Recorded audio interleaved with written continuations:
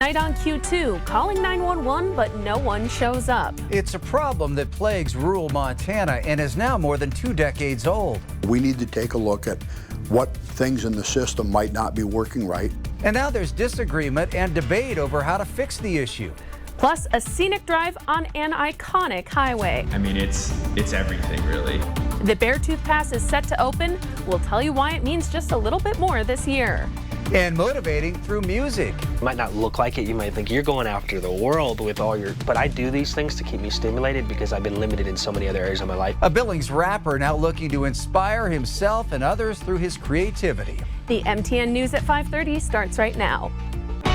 From Montana's news leader, this is the MTN 5:30 News. Good evening, everyone. Thanks for joining us tonight. I'm Jackie Coffin. And I'm Russ Riesinger. Our top story, a lack of rural ambulance services continue to plague Billings' surrounding communities. But today, the Yellowstone County Commissioners came together as they aim to fix the issue. It's a meeting that one county commissioner says is 25 years in the making. Kelsey Marison was on hand and has the story.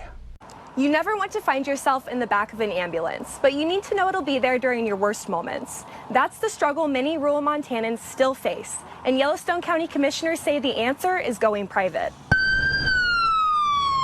When you call 911, you expect a quick response, but that's not always the case here in Yellowstone County. AMR and Lockwood chose not to answer calls outside of their area. We have incredible first responders. We just don't have enough. For several years, many have complained about long wait times for ambulances to arrive, especially in rural areas. And ambulance providers like American Medical Response have complained about a lack of resources. Most of the calls that we've lost is because our resources were out. It's been a 25-year discussion trying to find someone who can help provide better service for transport in the rural areas. Many hoped a new private ambulance service provider, America First Response, would be part of the solution. All of us expect that when you pick up the phone and call 911, there's people there to help. We just want to see the problem resolved, however that looks. John Briggs is the Chief Operating Officer for America First Response, which started accepting calls for service about 2 months ago. The problem? Despite a big shortage of ambulance services in the area, they aren't receiving many calls. Since we went available with 911, we have had 2 calls. That's in about 2.5 months. I can't say for sure why we have not received the calls. The calls are still coming in, but are seemingly not being forwarded by dispatch to America First Response. Instead, the majority go to American Medical Response. If it's not the jurisdiction that has the primary responsibility, the next call goes to AMR. Recently, we've had a new provider come on, and he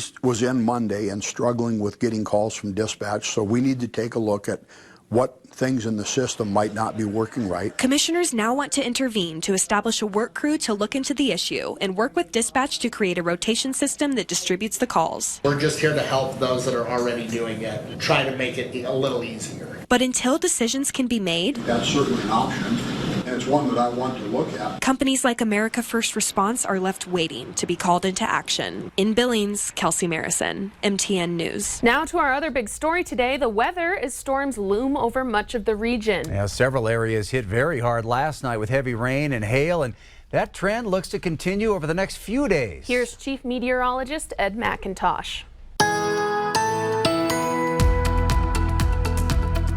A look at Doppler radar here this evening. You see some of these strong cells that have moved north of Billings after we got that quick thunderstorm moving through Lavina over towards Rygate into Muscle County. Stronger cells here around Broadus in Powder River County, Sheridan County, especially into the eastern portion of the state. You've seen quite a bit of thunder and lightning, the potential for hail as well. We saw some hail from around Meeteetse, Wyoming earlier in the afternoon. Looked like maybe about golf ball sized, but the heavy rain is the biggest problem, where we could see some areas with some flooding concerns as we get through the evening hours, especially areas that have been hard hit in the last few days. Let's take this through time. This storm system this evening will slide out of the way.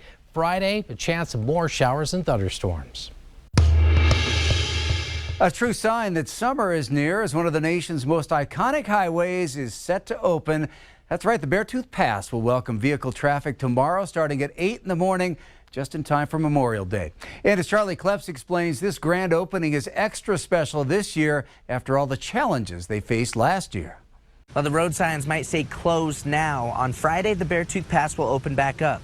And it isn't just a scenic drive for tourists, but also a huge reason why Red Lodge businesses are able to stay afloat.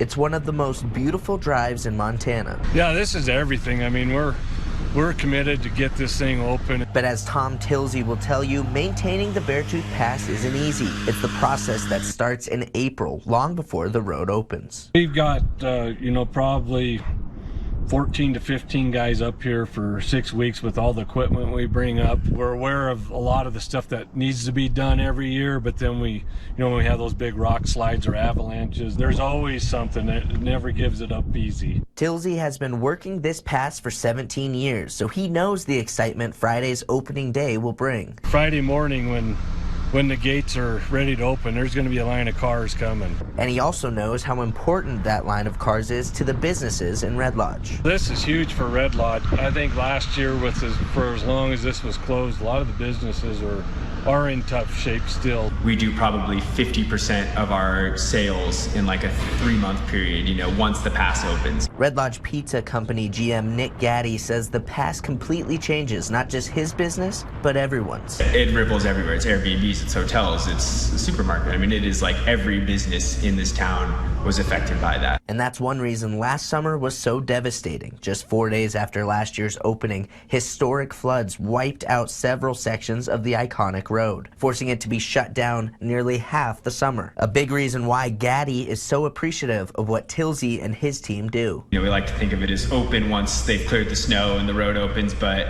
it kind of never ends for them, and so that it's really nice that they work on it. For Tom Tilsey, this will be the last summer this breathtaking highway will double as his office. But even with retirement on the horizon, he says his goal has always been the same: keep the road open for others to enjoy. We'd like to keep out of the way and let the public have the road for the summer. In Red Lodge, Charlie Kleps, MTN News. St. Vincent Healthcare with an eye towards the future today as they prepare to start building a new $950 million hospital. But before they break ground, they are looking to give local businesses a chance to get involved with the construction. We're inviting in local tradespeople to learn a bit more about the project, what some of our needs are when we enter into the construction phase, and hopefully match up interest and expertise to put their fingerprints all over the new hospital that we'll build in the next couple of years. The new hospital will be built on the corner of Poly and 27th, with construction expected to start in 2024. They hope to have it completed in 2028, and today they gave us a glimpse into what to expect. So not only will this hospital be very patient-focused with ease of access for our patients throughout it, but it'll also be very caregiver-focused so that our care team can be as efficient as possible and spend as much time as possible at the bedside with our patients. President Jen Alderfer says the project will be funded by the Intermountain Healthcare System and will be record-breaking for the state of Montana. Tonight, a Billings musician is performing at the TEDx Billings event at the Yellowstone Art Museum. And as our Alina Howder reports, he won't be only sharing his love for music, he's using his personal struggles to motivate others. For Billings musician, rapper, and poet Nick Bravo, creativity is in his blood. And after contracting COVID 3 times, it's that creativity that's helping him overcome long-haul COVID symptoms. And now he's using his talents behind the mic, hoping to inspire others going through similar challenges. Yeah, he's the servant, the savior, the anchor who never tires. Nick Bravo isn't just a rapper with over 2 decades of hip-hop experience. It matters. I want to create something new or do something diverse or get outside of the box. He's a man of faith, an entrepreneur, and more recently, an actor. Where's your authority? But you wouldn't guess that this go-getter has been living with long-haul COVID symptoms. Most of my life, I've been able to overcome anything. That's what I pride myself in. COVID is the one that knocked me out. Nick has caught COVID 3 times since 2020, and he hasn't been the same since. Like having to sleep for 2 to 3 hours a day just to function. On top of the chronic fatigue, he gets brain fog, he can't exercise, and has to get weekly IV treatments to mitigate symptoms. January 2022, I was suicidal and depressed because my body was so sick and I couldn't function and I couldn't work. It was his creativity that allowed him to push forward. A lot of times I write through therapy, right? A lot of my music is really just me processing through my own emotions. It's my way of processing. And it's not just the symptoms that Nick has to deal with, but it's the struggle to make others understand what he's going through. People see me out there doing stuff and they think that this guy's healthy, or they think I'm just faking it because obviously I'm doing all this stuff. It's part of the reason why he was chosen to speak at TEDx Billings in October, a national organization that shines a spotlight on inspirational people. My goal is to stand there strong, even if I'm still sick, and for people who are really sick to go, well, that's where he was in January 2022. This is where he is in October 2023. And he credits his creativity, his faith, and his wife for helping him get this far. It's been hard on her and the family, so I don't think I would have survived and made it through this whole thing without her. In Billings, Alina Howder, MTN News. Still to come on the MTN 530 News here on Q2, rocking out an empty parking lot soon hopes to attract some of the biggest bands. We'll explain next. And in sports, going for gold, a golden bear with a golden arm is now one of the nation's best javelin throwers. We'll catch up with her in just a bit.